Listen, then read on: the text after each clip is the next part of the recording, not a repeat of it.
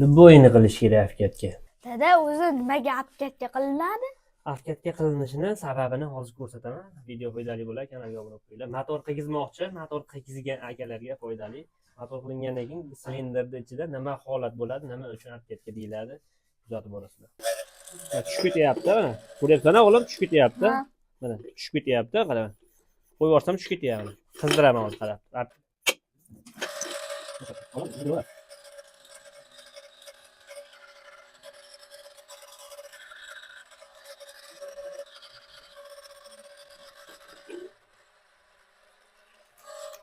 Ko'rdingmi o'g'lim? Nima Ha. uchun harakatga qilinadi?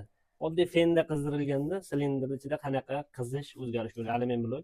Buning uchun любой motorda harakatga qilinsa, imkon qadar foydali bo'ladi. Temir qizilgandan keyin kengayadi, kengayganda harakatga qilinmasa, silindrlar yeb qo'yadi, motor umri uzoq bo'lmaydi. Bu ham foydali ma'lumot. Motor qigizmoqchi, motor qigizgan akalarga. Kanalga obuna bo'lib qo'yamiz.